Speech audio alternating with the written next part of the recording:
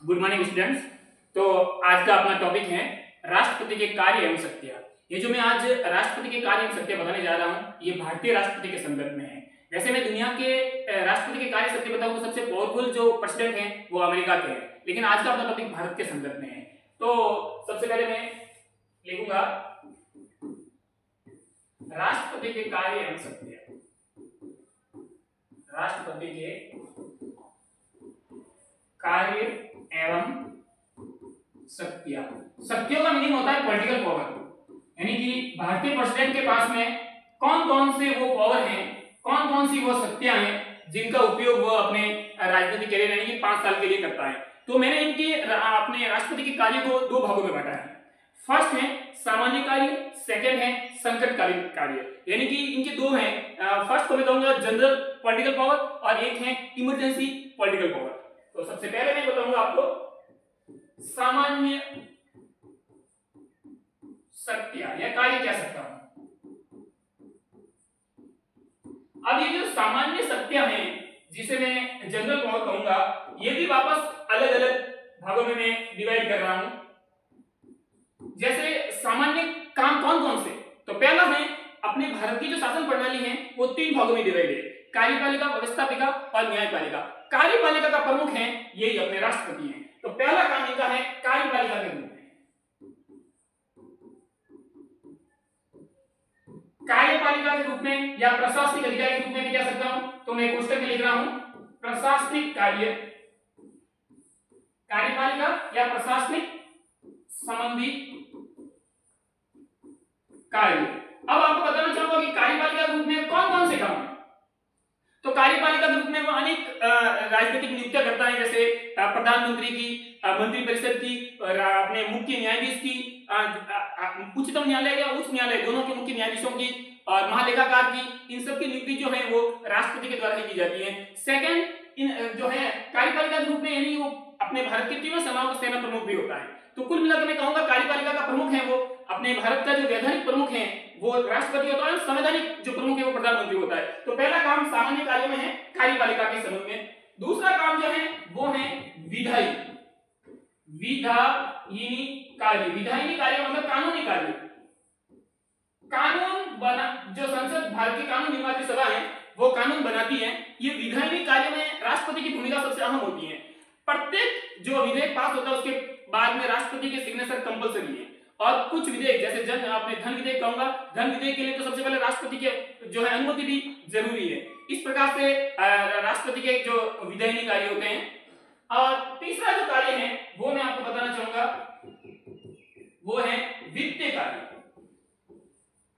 वित्तीय कार्य, वित्तीय कार्य का मीनिंग होता है धन के संबंध में। धन विधेयक सबसे पहले जो है लोकसभा में पेश होगा, लेकिन धन विधेयक से पहले राष्ट्रपति की अनुमति कंपलसरी है। तो धन विधेयक के संबंध में भी राष्ट्रपति को अनेक शक्तियां दी गई हैं।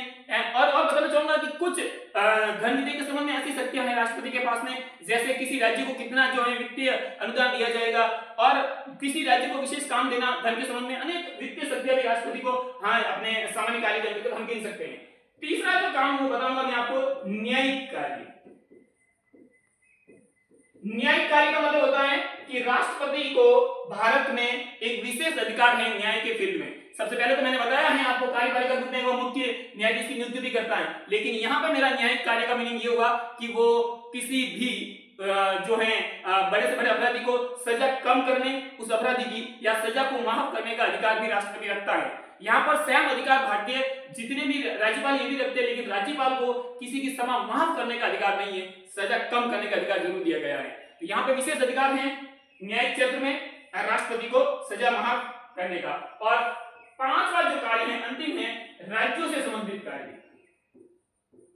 राज्यों से संबंधित कार्य, राज्यों से संबंधित कार्य में मीनिंग ये हुआ कि संसद कोई भी किसी भी राज्य पर या समस्त राज्य पर कोई भी कर लगाएगा तो सबसे पहले राष्ट्रपति की अनुमति कंपलसरी है। नंबर 2, किसी भी राज्यों में आंतरिक कलह हो गया तो वहां पर भी राष्ट्रपति शासन लगाया जा सकता है, यानी राज्यों के अंतर्गत भी राष्ट्रपति को बहुत सारी शक्तियां प्राप्त हैं। इन प्रत्येक राज्य में राष्ट्रपति का एक प्रतिनिधित्व जो है कार्य करता है वो है अपना राज्यपाल। और आपको पता है प्रत्येक राज्य के जितने भी जिला कलेक्टर हैं वो भी हैं जो राष्ट्रपति द्वारा नियुक्त होते हैं। तो कुल मिलाकर राज्यों पर भी कुल मिलाकर राष्ट्रपति का नियंत्रण है। ये सभी कार्य राष्ट्रपति के सामान्य कार्य के अंतर्गत आते हैं। सेकंड, अपना दूसरा जो काम है वो जो कार्य है वो है अपना राष्ट्रपति का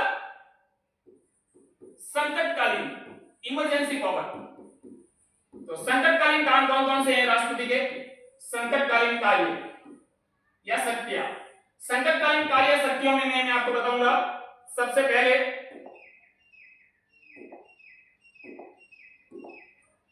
संकटकालीन काम को मैं 3 भागों में जो है बांट रहा हूं। पहला है बाहरी आक्रमण के समय संकटकालीन कार्य। ये जो है इमरजेंसी पावर वह राष्ट्रपति को भारतीय संविधान में आर्टिकल 352 के तहत दिया गया है।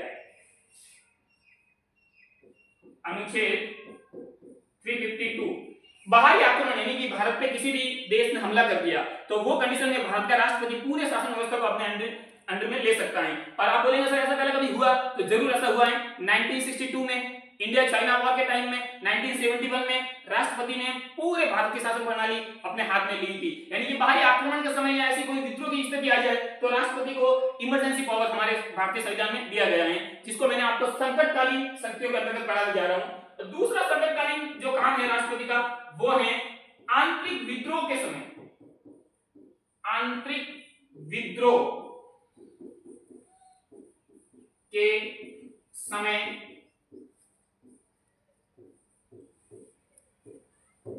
संकटकालीन कार्य। ये जो पावर है वो राष्ट्रपति को अनुच्छेद 356 में दिया गया है।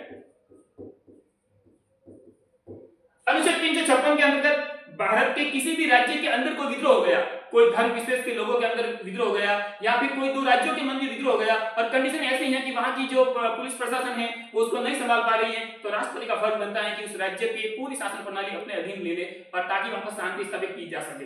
क्योंकि भारत का प्रत्येक क्षेत्र जो है वो कहीं न कहीं केंद्र सरकार के अधीन है।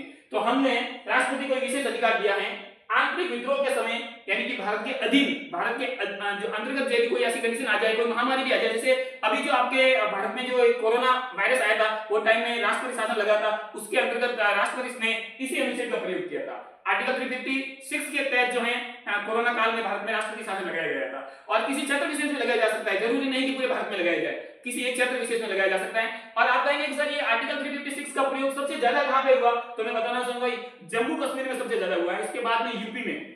इनका प्रयोग अपने राजस्थान में भी हो चुका है, पंजाब में भी हो चुका है, उत्तराखंड में भी हो चुका है।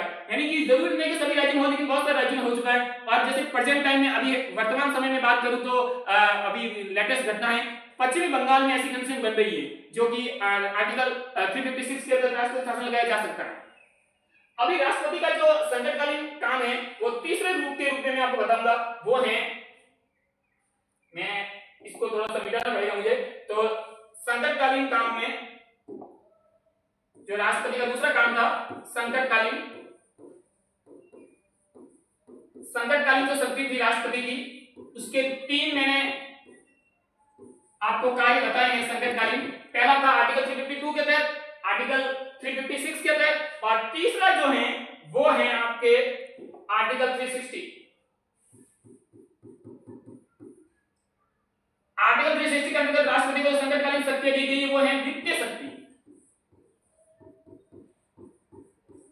वित्तीय शक्ति का मतलब होता है भारत की साख को यदि खतरा है तो राष्ट्रपति के पास में ये पावर है कि वह जो है वित्तीय आपात की घोषणा कर सकता है, इमरजेंसी की घोषणा कर सकता है। मैं आपको बताना चाहूंगा कि वित्तीय आपात की घोषणा भारत में अब तक नहीं हुई है, यानी आर्टिकल 360 का प्रयोग भारत के राष्ट्रपति द्वारा अब तक नहीं किया गया है और फ्यूचर में भी ऐसा शायद नहीं किया जाएगा, क्योंकि अपने पास एक ऐसी महामारी आई कोरोना काल में, तब भी भारतीय सरकारी कर्मचारियों को किसी के भी पेमेंट में कोई भी कटौती नहीं की गई, जबकि राष्ट्रपति को 360 के अंदर ये अधिकार है कि भारतीय साख को खतरा होने पर सरकारी कर्मचारियों के वेतन में कटौती कर सकते हैं, क्योंकि भारतीय साख को खतरा है। लेकिन ऐसे वित्तीय आपातकालीन कोरोना काल में भी जब भारतीय सरकार द्वारा नहीं की गई राष्ट्रपति के तहत, तो फ्यूचर में भी ऐसी कंडीशन नहीं बनेगी। मैं कहूंगा कि आर्टिकल 360 का प्रयोग न हुआ है, न होने की संभावना है। अब मैं इनके भारतीय राष्ट्रपति के जो कार्य एवं सत्य बताया हूं, ये पूरे ऑल ओवर जो भारतीय राष्ट्रपति के बारे में जो जानकारी आपको देना चाहूंगा, वो मैं इसी प्रश्न के जो भी निबंधात्मक प्रश्न है उसको अंतर्गत आपको लास्ट में एक निष्कर्ष लिख के आना है। तो मैं इसमें निष्कर्ष में आपको बताना चाहूंगा कि राष्ट्रपति के काम कौन से अनुच्छेद के तहत समझाया गया टोटल सभी प्रश्नों में आपको लिख के आना है निष्कर्ष। निष्कर्ष में आपको समरी के रूप में समझाना है कि आपके प्रश्न में